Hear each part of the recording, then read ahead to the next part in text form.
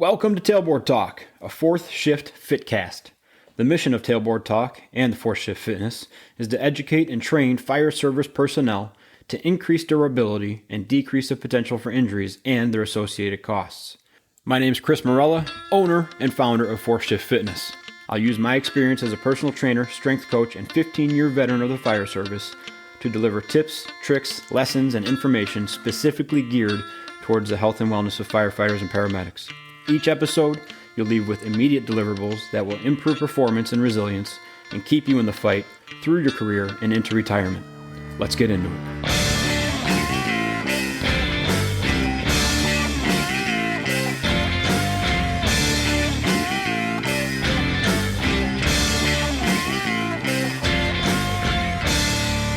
Here we go. What is up, crew? Thank you for coming back. Welcome to episode 3 of Tailboard Talk, a fourth shift Fitcast. If you're new to the podcast or this is your first one you're checking out, please go back. Check out episodes 1 and 2. Episode 1 was the introduction episode, so you'll learn all about me and what fourth shift fitness is and also what Tailboard Talk is, this podcast, this Fitcast. Most importantly, what I'm hoping to bring to you guys and girls with all this is good information for the first responder, firefighter, EMS community that's purposeful, practical, and applicable. Episode 2 was all about wearable technology. We were talking fitness trackers, big highlight on the Whoop strap. We also talked about the Apple Watch, some other pedometers, and how they are applicable or useful for fire and EMS. So please go back, check those out. Today, we're talking about 3 areas that are very near and dear to my heart. Last week, I gave a little tease on an incentivized fitness program that I was planning on running this month, and it is running. So I'm going to be able to give you a little bit of a background and update on that. We'll go actually into pretty good detail on that program in case you're interested in getting some sort of incentivized fitness program for your department. We're also going to be talking about 2 other campaigns I'm involved in, and both of them are focused on the goal of reducing fire and EMS suicides. And with September being National Suicide Awareness and Prevention Month, it's more than appropriate time to start talking about these and start building momentum as we get closer to December. One of these programs I'm going to be talking about is Devote December, and the other one is Spring for Change. Both of them are in their second years of running, and they are absolutely, I think they're great programs, obviously, but I'm going to go over what they are, why they're absolutely needed, and what we hope to accomplish with them in the future. So let's get into topic 1, which is the Fall Fitness Incentive. And this is a program that started to take shape as I began to feel like we were at a stable point in this pandemic crisis world that we're living in. It may seem like a strange time to try and start something new, but I really feel like it's actually pretty good timing for this, and it's really needed. So we're about 6 months into this crisis thing, right? And it's been terrible, but I feel like we're at a relative stable point in the life cycle of this thing. And we're still going on plenty of calls for sick people, still plenty of suspected infected people that we're dealing with on a daily basis. But if nothing else, we have stable and consistent PPE, and we have stable and established and consistent policies to handle it now, which is just a huge relief in itself. And I got to say, my department really did a phenomenal job with this. Navigating something that no one has ever dealt with before, with the severity of it, the duration of it, the complicated initial stages of it, we really did a really good job. Of course, we had some growing pains, right? But for what we were dealt with and how we were playing them, we did a fantastic job. And that's the timing I'm talking about with trying to implement this incentivized program. It's not necessarily like, hey, we won the championship and it's time to celebrate. It's more like, hey, we're moving on to the next round of playoffs. And so still high fives and attaboys and good jobs and praise, but we still got a lot of work to do. And I see that as a really good time to give back a little and maybe give a little morale boost before we maybe dive back into cold and flu season and we're inundated again with another resurgence of sick people. And as we start to poke our heads up out of the fog in this stable point, we can do something good for our people. So, of course, also, let's not lie here, it's an incentivized fitness program, so I stand to benefit from it too. I see really no downside to this. And isn't that what we usually kind of do as first responders is we identify issues that other people have that we might also share, and then we try to fix their problems in hopes that maybe ours get solved along the way. So one of the problems I found over the course of this pandemic was that my training and my fitness were put on the back burner. And there was definitely more days than typical where I had the option of doing nothing or working out or training, and I chose to do nothing. And that's a common choice for me. Maybe a couple times a week I'll make that choice, but in the middle of this thing, when we were really going through it, it was more frequent than not, even though I know that working out would help me improve my mood and do a lot to keep me mentally healthy. I mean, even walking, I shouldn't say even walking, especially something like walking, can activate that parasympathetic nervous system, get you out of fight or flight, and basically help everything. So that's one thing I did keep doing. We kept walking Nathan down to the park, and we would go for walks. But in terms of actual like hard training, for one reason or another, whether it was the sleep stuff I talked about in the last podcast or just feeling mentally drained, I just did not want to work out.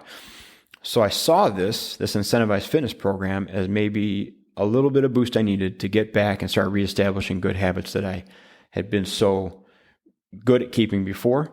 And then maybe that could help other people that maybe had the same feelings that I did.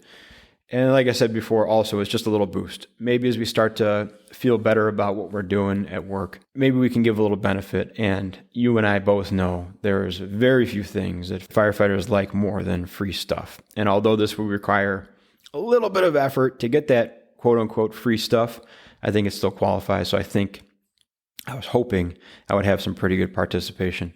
Aside from just the way I feel about it, there's also a definite need for some sort of fitness program, incentivized or not, but some sort of fitness program in the fire service. And it doesn't take much Googling and reading and looking around to see. I'm not going to say researching because I don't research, I just read.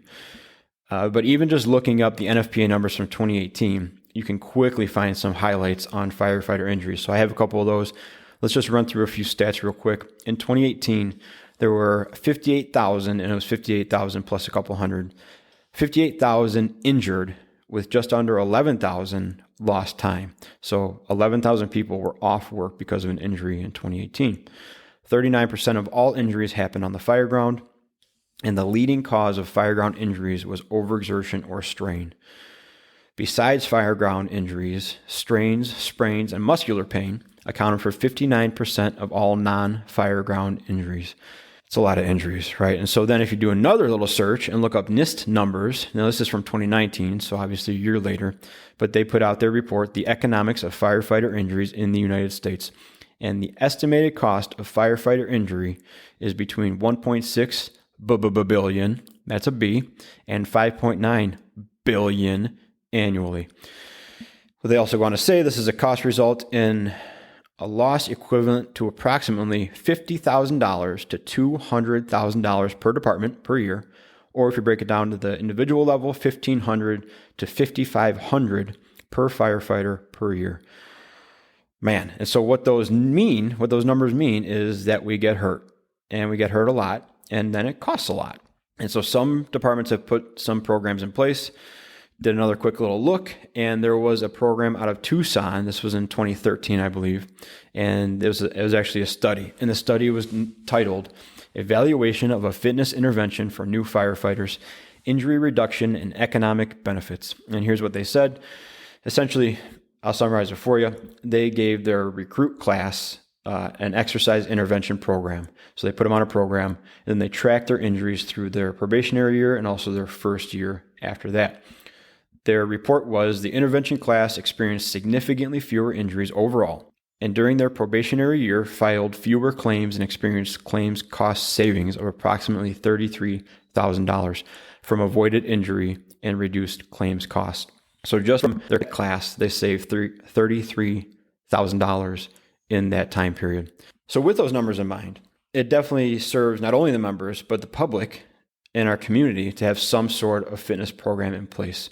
I went to a few guys on my department and I ran the idea by them. We decided we needed to come up with a fitness program of some sort that could be implemented quickly in this sort of stable period, but was a different take on it than we've talked about before.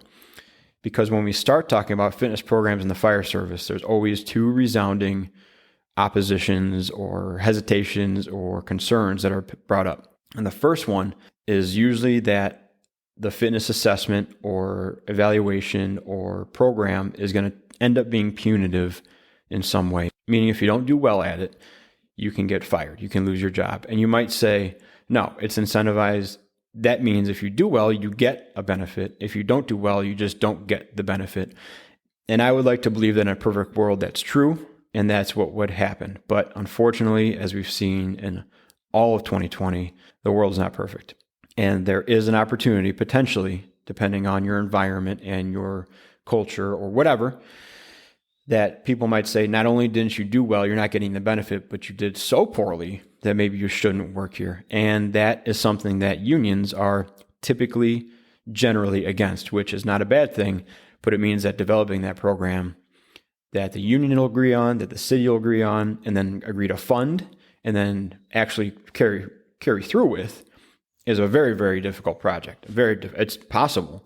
It's absolutely possible, but it's very difficult and a very long-term project to do. There are definitely departments that have them, and they've become part of the culture of that department now, but getting them started is very tough. Now, the second most prominent opposition to this fitness program is our little friend, our ego. And that little guy is alive and well, in me especially, but that ego can put an end to almost everything, because what some people might see as an opportunity, like, hey, I have an opportunity to do this fitness thing and get a benefit, that same situation can easily be looked at as a threat and also like a pointed direct insult to certain other people. And it's not to say that it's meant that way at all, obviously, right? We want everybody to raise their level of proficiency and professionalism and ability and performance. But some people take that as a threat because they feel like, oh, the only reason this is happening is because of me, and kind of spin out in their own heads, and then they're absolutely opposed to it. And that even happens on things that aren't incentivized and are voluntary and are not punitive in any way, shape, or form. I mean, we ran our entire department through the FMS, the functional movement screen, a couple of years ago, and we had a handful of guys that said, no thanks. And after they were originally kind of open to it, once they saw what it was and what we'd be doing, which is, spoiler alert, nothing extreme, nothing defeating, nothing really embarrassing, in my opinion, they said no. And we told them, listen, you cannot fail this thing. It says right in the instruction manual, you cannot fail. You get graded on it and you might get a lower score or a lower grade, but there's no failing. And then we told them, hey, listen, if you think you're going to do poorly and you do poorly, that actually helps us, because the more proof we have that we need more attention, we need more funding, and we need more time with all the membership, these numbers can prove that. These numbers can prove that we need to put a higher emphasis on fitness. So if you do poorly, that actually helps us out. And still, they were resistant to it. They just did not want to put themselves out there to potentially look weak or unable or not up to snuff.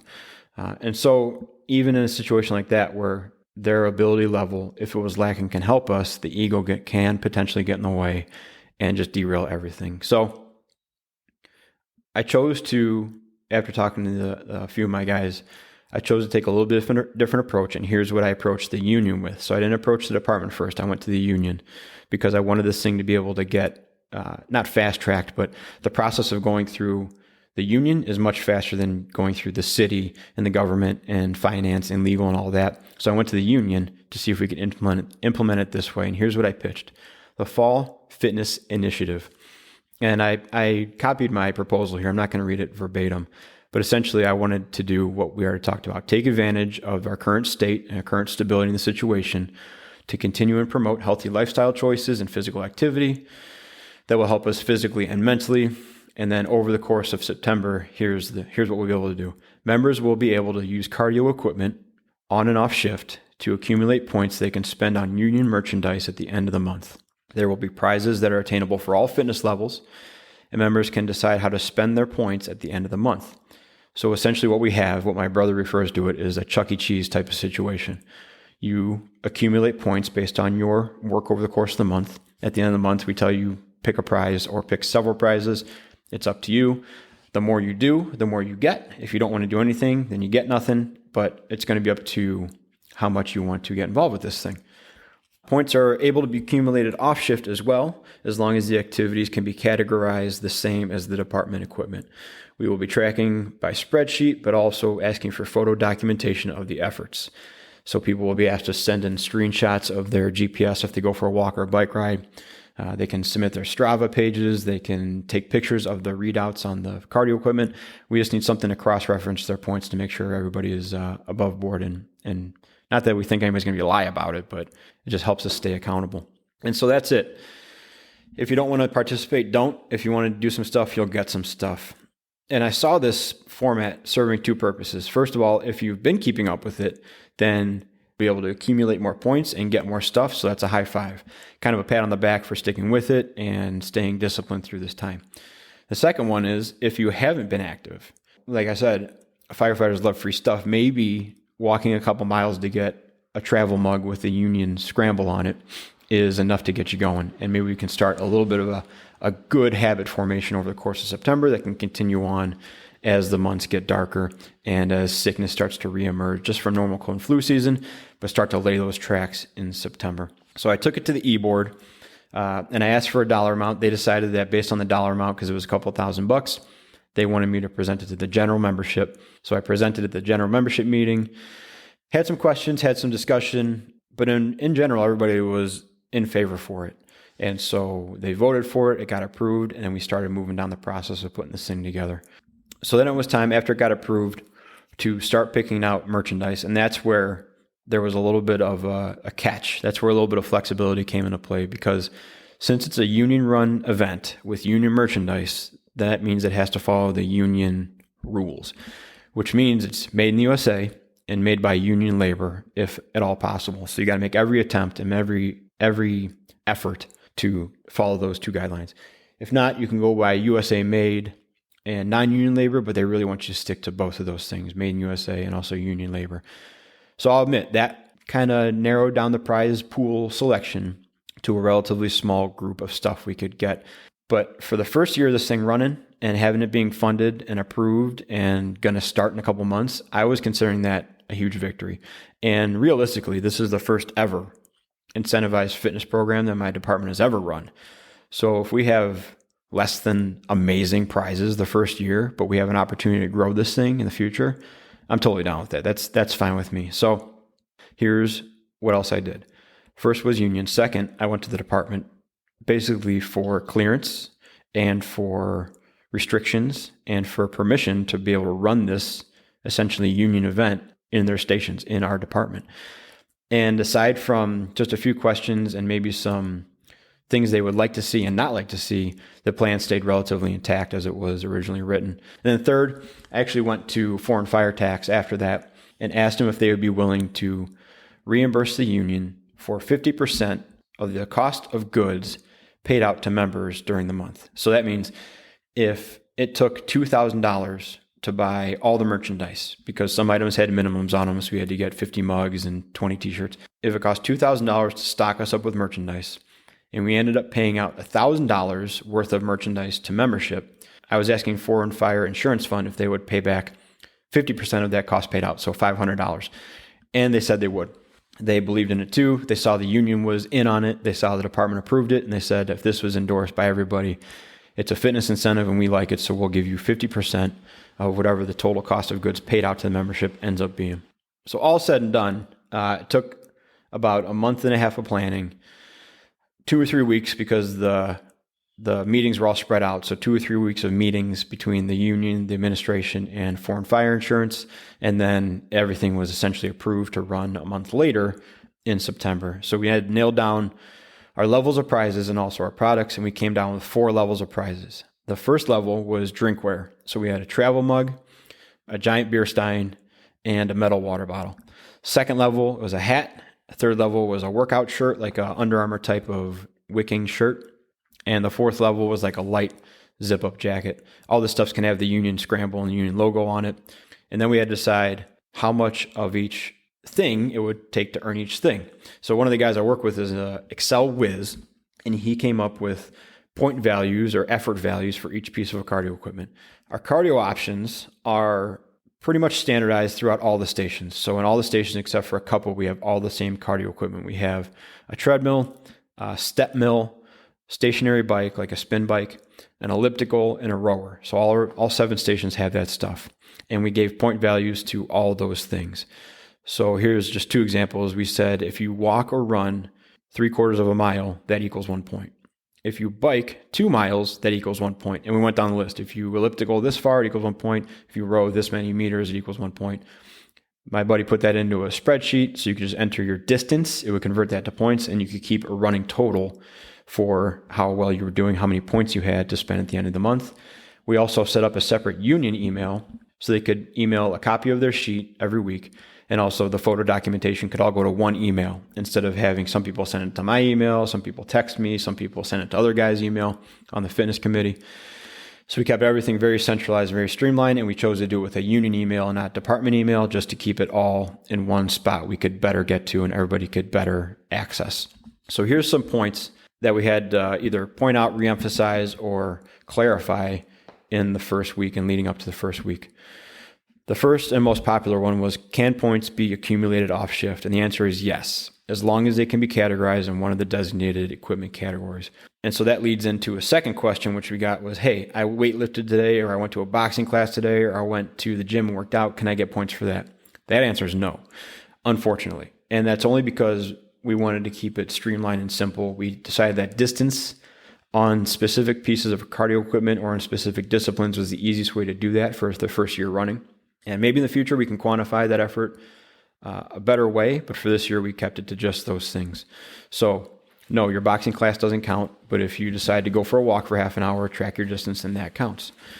Which leads into the next question. My phone tracks my steps and converts that to distance. Can I claim the 15 miles I walk over the course of the day or doing yard work?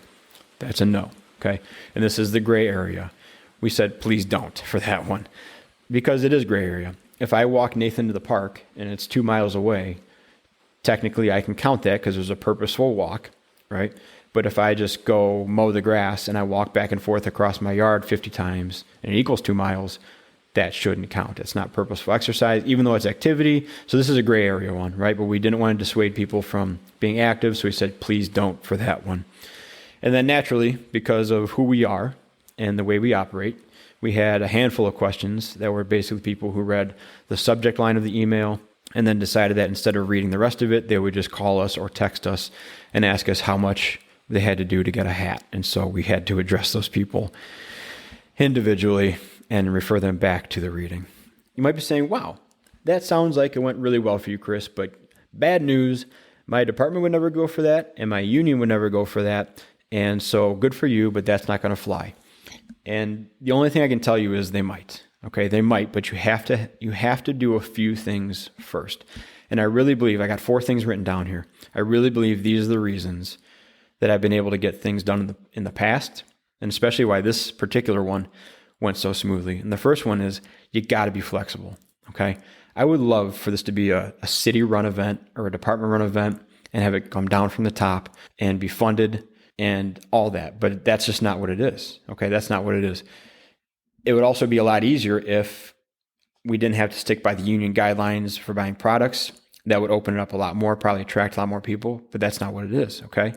The end goal here of getting people involved and getting an incentivized fitness program started is the goal. And so getting there is important. You can't just throw everything to the wind, but accomplishing that goal is number one. And so if you got to be a little flexible and make things work for the moment, because you know you can build on them later, I am all in favor of doing that. The second thing is you got to go to people that you're pitching things to with a mostly complete plan, like 90%. And if it's not complete, the things that aren't complete about it, you got to have a plan to make them work. You got to have an idea of how you can make those unknowns work. When you go sit in front of staff or admin or the union, they don't want to see you figure stuff out in front of them. They don't want to see you troubleshoot on the fly. They want to ask you questions that they know might be weak points, and they want to see your answers for those weak points. So as many times as you can, if you go to pitch something, make sure you go into them with basically, here it is, and I need a yes or no. Or here it is, and there's this one thing I'm figuring out still, but here's how I'm going to take care of it. Can I please have a yes or no? The third thing is accountability. If you're going to pitch something to staff, to the union, to whoever, you have to take accountability and responsibility for the project, the people involved in it, and whatever issues are going to come up along the way. You got to assure them that your project is not going to create more work for them.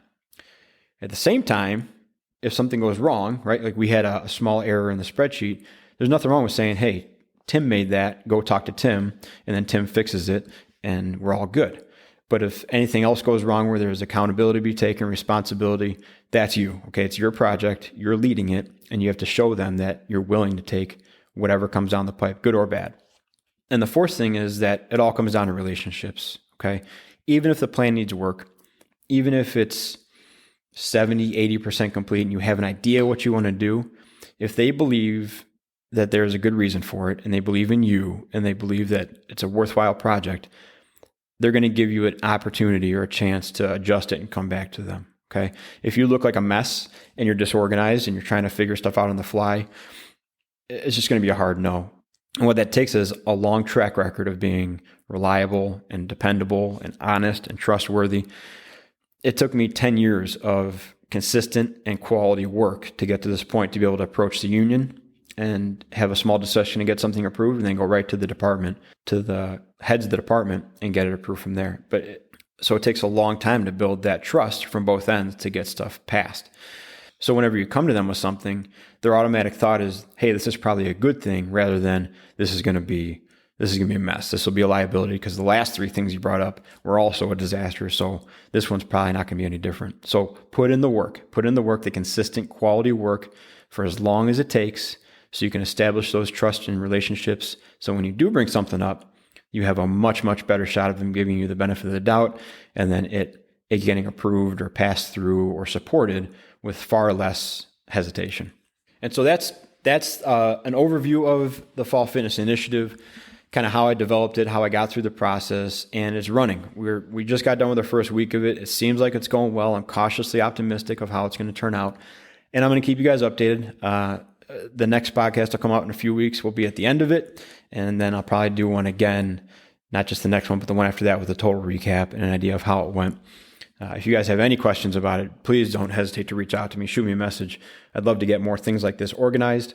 Or if you have a better way to get it going or running, man, I'd love to hear that too. Because although this one went relatively easily to go through, as we start to grow it, I can definitely see more difficulties and hurdles in the way that I'll have to figure out how to navigate. But if I have you guys to help me, I'm all about that, man. I am all about that. So let's switch gears, and we're going to talk about the two other campaigns and initiatives I'm involved with. And these two things are also new, relatively new, about 2 years old. But I really, really want these ones to grow, and I really want them to help the fire service as much as possible. And both of them are actually with Annette Zapp, also of FireSQFitness. We met together at the Illinois Firefighter Peer Support Symposium a couple years ago, and we were both presenting. And then we co-presented last year. And so we developed Devote December and Spring for Change. And there are two campaigns focused directly on awareness and reduction of fire and EMS suicide. So let's start with Devote December, because that one chronologically came first and actually led to Spring for Change.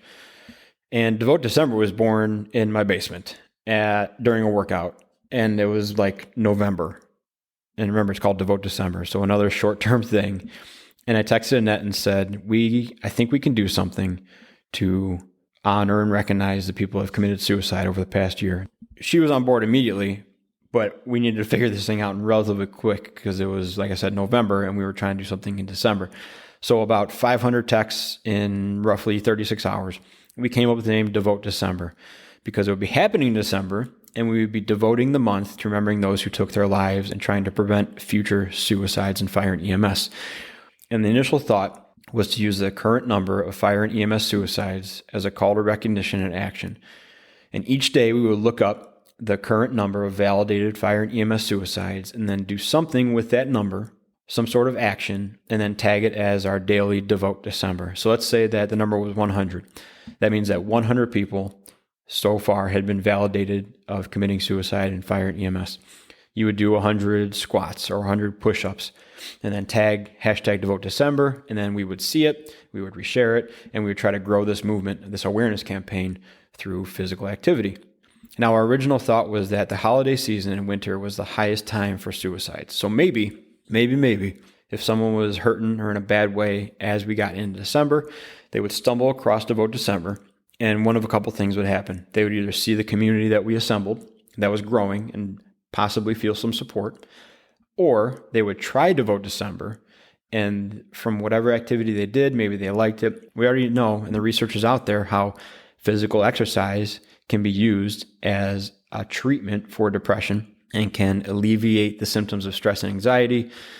And I fully understand how naive and oversimplistic that sounds, that somebody would just try to do 100 squats and feel better and then not want to kill themselves. I get it. And I'll link a study in the show notes that kind of goes into it, because there's a bunch of different theories why exercise helps those with depression. But here's the summary. Here's the main takeaway, is that the mechanisms underlying the antidepressant effects of exercise remain in debate. However, the efficacy of exercise in decreasing symptoms of depression has been well established. And when you look at this study, the study is called, let me get to the top here, The Benefits of Exercise for the Clinically Depressed. And I'll link that in the show notes. Take a look at it. There's a lot of stuff in there, but the bottom line is clear that exercise does, in fact, help depression. So that was one of the goals here.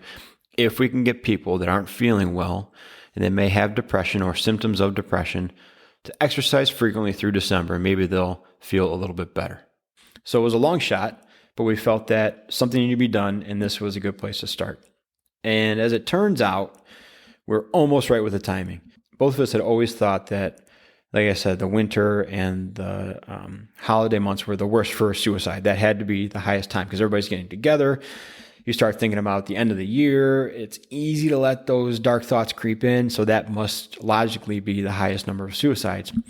But after a little bit of looking, we found out that the spring months are actually statistically the highest months in terms of rate of suicide for general population. And this is a point that Annette brings up frequently in her interviews and her talks, is that we are general population. We just live in this strange world with all this other stuff going on, but it's not like we're born in Sparta and they only pick the strongest and the most able to be part of the fire department and they throw the rest off a cliff. We are people that thought this was a good job. We liked it. We became professionals at it, and now we're there, but we came from general population. So we have all the same risk factors and all the same predispositions to mental health crisis as general populations. And then we're thrown into these extreme situations. Then we're thrown into the trauma, witnessing trauma, the physical trauma we endure ourselves, the mental, emotional trauma we go through over a 30-year career. And you see how the regular person's problems can be just absolutely magnified by our career. So we had to adjust our goal a little bit. And now the goal was reach as many people as possible and build as big of a community as possible. So when spring months come around, we could either fall back on that community, or you had participated in Devote December, and maybe you're more apt to pick up activity again. And like I talked about, positively affect your mood, and then get the help from a professional that may be needed. And the gravity and urgency of this situation hit us pretty quickly. I mean, we had both been aware of the increased number of suicides in fire and EMS. We were both aware that they were outpacing line of duty deaths at a steady rate. I mean, a steady rate. They've been over 120 suicides in fire EMS for the past several years. And I think we've seen line of duty deaths drop below 100 now for several years. But the point was really driven home when we looked back and when we started first talking about Devote December. I think we were at 112 or 113 validated suicides. And in just the short 3 weeks it took to get this thing up and running, and on the day one of Devote December, the number was 116. So that means three people had been validated of committing suicide in just those 3 weeks. And not just people, right? But these are people that had the same jobs as us, the same careers as us. I'm sure they had similar friends and families as us, same environments, livelihoods. In that course of just putting this thing together, 3 more people had been validated as committing suicide. And so right there, I mean, we knew this was desperate, right? Desperate times, but we knew it was absolutely needed. And that just really pushed us with a lot of enthusiasm into the month. And so we started the month with day 116. And we set the tone early. This was 116 of anything that made that number meaningful to you. So it absolutely could be push-ups or squats, but it also could be 116 seconds of deep breathing, or 116 seconds of meditation, or 11.6 minutes of mindfulness practice. Really any way to incorporate that daily number to make it meaningful to you and grow the community of those participating. So any way we can get people involved. And Annette and I had committed to doing it as a daily activity, but we also made it very clear that even if you only did one day or even 1.16 seconds of something, you were in. You were part of Devote December, and thank you for joining us, and you were helping, and we were happy to have you, and welcome to our community. And over the course of the month, obviously and predictably and agonizingly, the number grew steadily. And it's important to remember, just a side note here, that these are validated. So they're not added to the total until they're validated as confirmed suicides. So that means it's not just watching the news and you see a report of a suicide and you add that to the number. It actually goes through the Firefighter Behavioral Health Alliance. They reach out, they investigate the story essentially, and then once it's validated by them, they add it to the number. I think one of the things that struck both Annette and I was how many people joined onto this journey with us. And it started as a campaign. It started as a thing to do every day, but it really did turn into a journey. It started to carry real weight as we checked the numbers and updated them and did our daily devotion of our movements. And as it went up and up and up, we stopped calling them numbers, right? We stopped saying the numbers increased to 118. The numbers increased to 120. We started saying there have been 3 additional people added to the validated total. There have been 4 additional people added to the validated total. And that just changed it completely. I mean, even if you stayed out of the mindfulness practice or the meditation side of it, even doing 125 push-ups, you might be sore the next day. And then as you went to go do something else, you feel those sore muscles. And you remember what each one of those push-ups meant. And it just changed it. It turned into something much bigger than just an awareness campaign for us. And I think it changed it for a lot of people as we were going through it, because as we continue to see the numbers climb and grow and the people added to the validated total, it really took on a different meaning for everybody. And we were shocked and grateful for the community we developed. And we really hit kind of a strange point in the middle of this thing where we were so happy and proud what we were accomplishing, but the reason we were accomplishing it was so terrible. And so we were struggling with that. We wanted to grow and we wanted people to have, I'd say, fun with it and get involved in it to be an exciting and fun thing. But then we also had to remember we were using a number of people that had killed themselves. We were using that number of people that didn't want to be here anymore and decided death was a better option to base our movements and our practice off of. And so that put us in a real tricky spot. But we continued on because once we saw what the community was turning into and doing and the positive effect of it, we knew we just couldn't stop. The number eventually grew to 130. And on the last day, we rounded it out. And the way this works is, like I said, they're validated. And so even though at the end of December, the number was 130, now it's grown to 140 because over the course of the year, more was investigated. Additional people were added to that total. But we stopped Devote December last year at 130. And that was on the last day. And we looked back at what we accomplished. And while we knew that it was an amazing campaign, we also are very aware of the limitations of a awareness campaign, that although we felt the impact of it and the gravity of the situation, at the end of the day, we were just doing push-ups and squats. And we might have grown and we gained a better perspective, but the effectiveness of awareness campaigns are relatively limited. Now, before I go on to what Spring for Change is and how we took that idea and moved on with it, I will tell you that Annette did get a message like in late January from somebody who said, listen, I'm usually in a pretty good mood and I'm usually very fit and active, but I've been in a real slump and I felt really bad in December. And I saw what you guys were doing and I saw the community and I joined in a couple of times and I recognized this person. They popped in the Devote December feed a handful of times. And they said, essentially, I was at a really bad place. And because of what you guys were doing, it made me reevaluate and go get professional help. So thank you for doing it. And please don't stop. And that was huge. And we always say like, oh, if we can only just help one person, or if one person can be affected by it, or that's all that matters. And that's good to say, and it's easy to say, and it's true. But when that one person comes through and actually tells you that, I mean, it changes everything. And it really emboldened us to keep pushing and actually develop something in addition to Devote December, because we knew that there was more to do. We knew that awareness campaigns were cool and they get people involved, but for actually having effectiveness, they were relatively limited. And that's what started to grow the next campaign. And that is Spring for Change. So again, I was in my basement working out and the text started to flow. And after another 3 days of just endless text back and forth, pictures, ideas, logos, slogans, we came down with Spring for Change.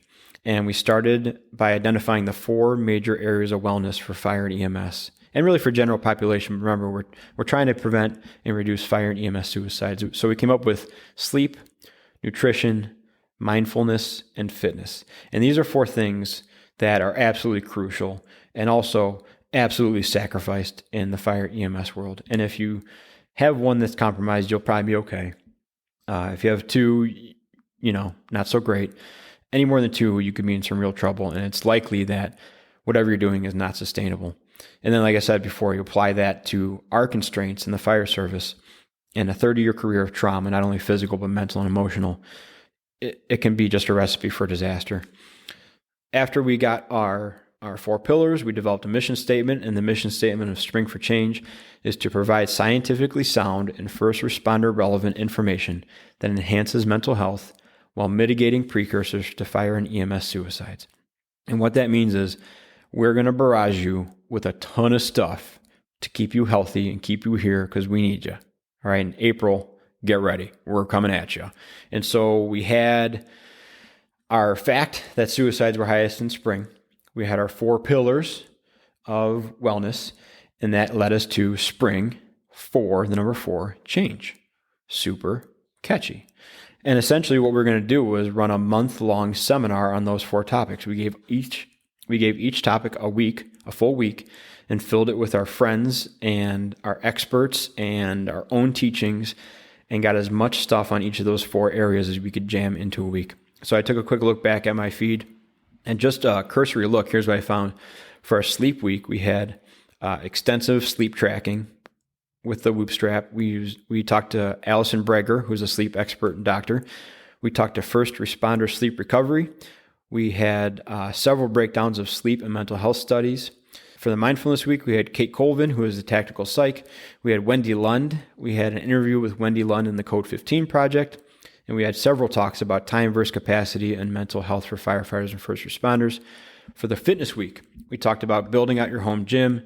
We did several tutorials on movements like hinge versus squat, loaded carries, and the therapy wall squat. We talked about making your own sandbag, and we had some other fun stuff in there down in the gym. In the nutrition week, we talked to Scott Forbes, who is Dr. Creatine. We also went over supplements for wellness, diets for firefighters, and we talked about intermittent fasting for firefighters. I mean, we put out a ton of material all month long.